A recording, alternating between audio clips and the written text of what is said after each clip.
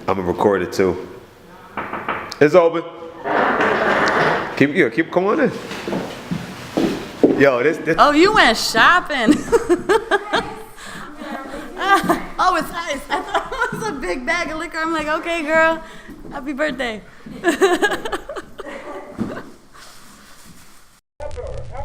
Oh, lion, go tell your mama how you do me. Oh, lion, Is he playing that?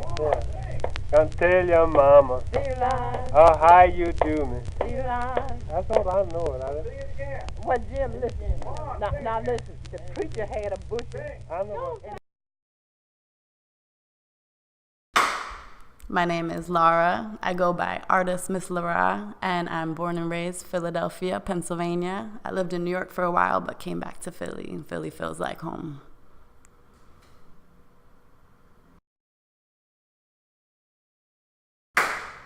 So I grew up in an artist family. My mother's a painter, she's been a sculptor, my brother's a photographer, so I just kind of grew up in that art world. So it's always been something I've been into, something I've been interested in, something that's a part of my heart and, you know, everything about me.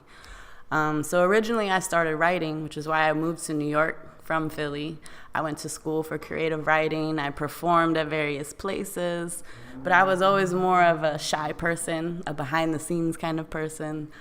So I realized performing wasn't quite my thing. I came back to Philly, continued to write, dabble in painting, drawing, all that good stuff. But at some point, I don't even remember how it happened. I just started making jewelry. Like somebody gave me a necklace and I was like, oh, if I could just tweak this, I would love it. So I would take it apart, put it back together. And it just became something I loved doing. And then I got into natural stones, using natural woods, metals. I'm really into healing crystals. Just natural ways of healing things, your aura, the energy you put out into the world. So it kind of just became a passion of mine, and I started doing jewelry in that way. At some point along the way, I met someone who I had a baby with. He disappeared, and I just kind of was left trying to figure out how to make all of this work. So I had this baby girl, and I needed to make some money. So I decided to start my Etsy page. So I was using recycled jewelry that people would donate to me, take it apart, make my own thing. And I didn't have a lot of confidence in it. I loved it, but I didn't know if anyone else would. And it was just that first person, who actually Colleen is one of them, just rocked it and loved it and gave me that confidence to realize that other people could love it too if you just like find your people, you know?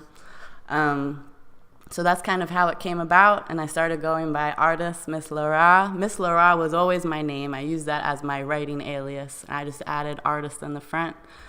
And now I kind of have a little jewelry business going on. In the daytime, I teach babies art, so I've managed to bring art into my life, help support myself and my daughter, and do something that I really love, and I really hope that I'm putting something beautiful out into the world.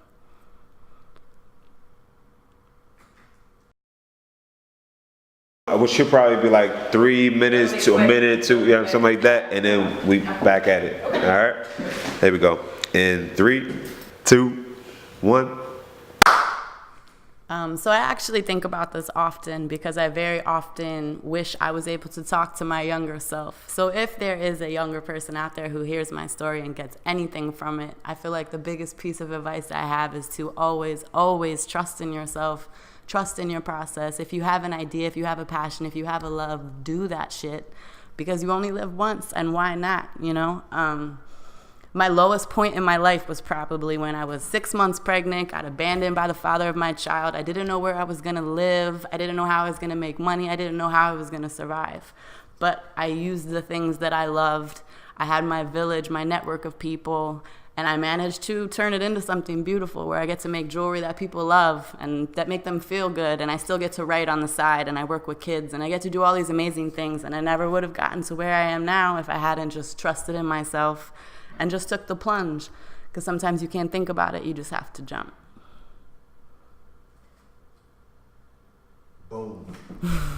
Dunzo. Gonna tell your mama I caught a preacher in my cornfield. One had a bushel, one had a pig, one had a yell about his